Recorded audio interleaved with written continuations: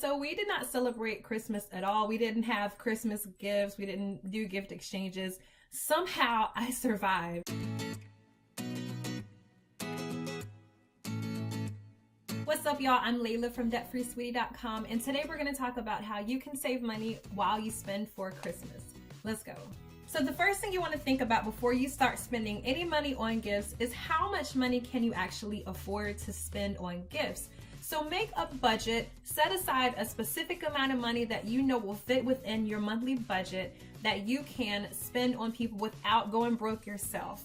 The one thing that you don't want to do is ever go into debt for Christmas. A lot of times we're buying gifts for children, sometimes for other people, and the average attention span nowadays, maybe you've not noticed, pretty short. So don't find yourself on Independence Day paying off something that you bought for Christmas for somebody who stopped playing with it by Valentine's Day. There's just absolutely no reason why you should go into debt in order to show people that you care about them. Okay, so what if you're saying, Layla, I have a very large family, I have a lot of people that I'm buying gifts for. There might actually be a reason why I go into debt because I have so many people to buy for. I actually have a big family also. I have 5 siblings, meaning there are 6 of us that are brothers and sisters.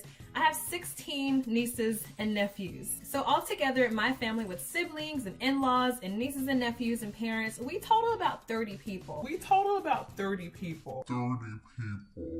It's simply not practical for us to spend money on each and every person. Even if we only spend $10 on every person, that's $300. So tip number 2 is draw names for your gifts. You can do this in a couple of ways. In my family, we used to do Secret Santa. So the siblings would each draw a name of somebody, and that would be the one person that we would buy a gift for, and it would be a surprise. So I would have, let's say, one of my sisters, and I would go out and buy a gift just for her, but she wouldn't know about it. And then at the end, when we came together, we would have the big reveal and we would exchange gifts that way. And the mystery was part of the fun. Now what we do, since we're almost 30 deep, is we only buy gifts for the kids. So the working adults in my family, the siblings and the in-laws, we don't even exchange gifts. And that's something that you might want to consider.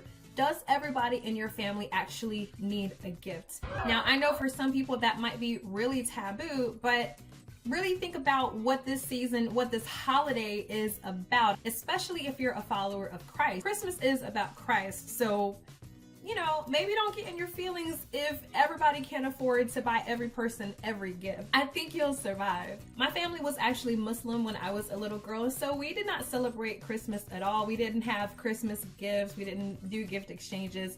Somehow I survived.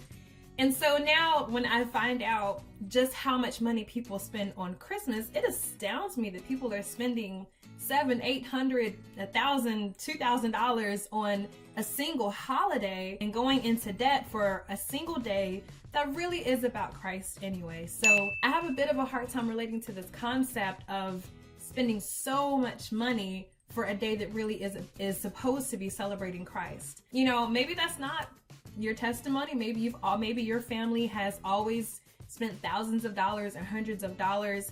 But if you're trying to get out of debt, if you're trying to work towards your financial goal, you might want to rethink that concept for a year or 2 or 3 or however many years it takes you while you're prioritizing your new financial goal.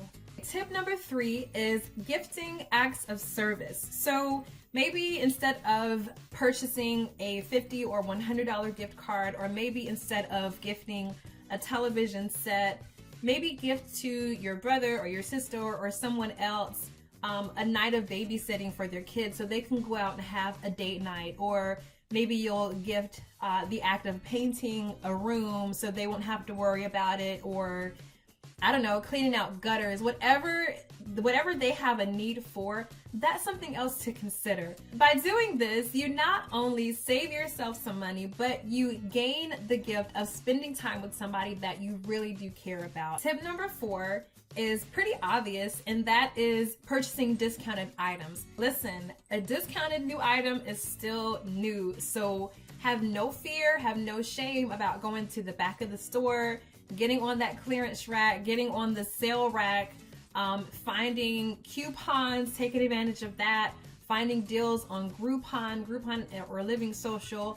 all those sorts of sites. They have a lot of great deals on nails or on concerts or plays and ballets, restaurant deals. These are all things that you can give to somebody that would be an experience or just the actual gift itself at a discounted rate. I also want to encourage you to shop around. A lot of times online stores will have a cheaper price than the actual brick and mortar store also.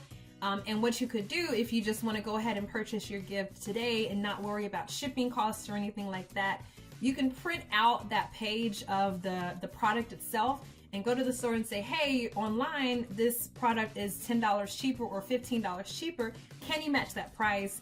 And a lot of times stores will honor that because they're the same store. You can also ask stores if they'll match a competitor's price also. Another thing that I want to mention when it comes to discounted items is, especially when you're shopping for kids, really think about, do they need the $300 item, or will the $30 item or the $13 item tickle their fancy in the same way or maybe even better? For example, do they need the absolute latest, newest, shiniest, loudest toy? Do their parents even want them to have that? My sisters and brothers would sometimes get irritated if we would buy our nieces and nephews a loud toy that's going to make a whole lot of noise. So go to their parents, ask them what it is that they actually need. Do they need clothes that they've outgrown? Do they need shoes? Do they need something more practical? Do they need something that's going to help them out in some other way as opposed to a $50 toy or $100 toy? Maybe you should go to the dollar store, especially if we're talking about little kids, 5 years old, 6 years old, 4 years old, coloring books, stencils, stickers. These are things that will excite kids. A lot of times kids will be glad that they have something that they can engage with. They'll appreciate that you gave it to them, and it won't break your bank. It will tickle their fancy in the same way as the newest toy will and save you some money. So tip number 5 takes a little bit of planning, and that is buy your gifts throughout the year. So a lot of times people around this time of year find themselves in a crunch because they've not done any sort of planning when it comes to purchasing Christmas gifts. And so around December 15th or December 20th, you feel like you're in crunch time. But if you start out in June or July or even September, giving yourself a little bit of leeway, and you're starting to purchase gifts for people that you know will be on your Christmas list, that will kind of relieve you around this time of year so you don't feel the weight of it all on you at one single time and on one single monthly budget. One thing I do want to say is remember that December 26th is coming also. So a lot of people put emphasis on December 25th or Christmas Eve. Some families celebrate Christmas Eve, but December 26th is still coming, and you're gonna have to go back to work and pay those bills and handle any other debts or any other financial matters that you have that come after Christmas. So you don't want to focus so much energy on that one single day that now you find yourself in July and the next Christmas still paying off what you purchased the year before. And the last thing I want to say is that Christmas is about Christ, especially if you are a Christian, you're a believer.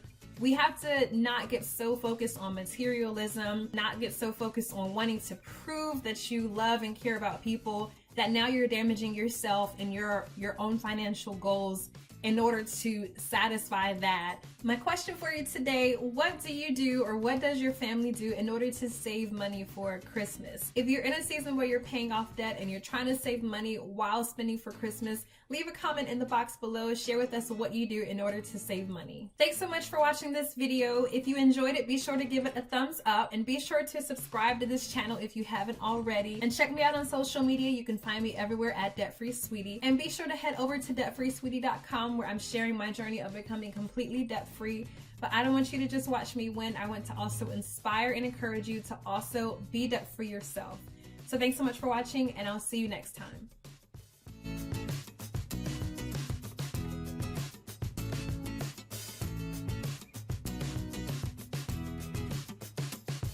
And check me out on social media. You can find me everywhere at DebtFreeSweetie.com. No, dog, at DebtFreeSweetie. I wonder if these earrings are too loud.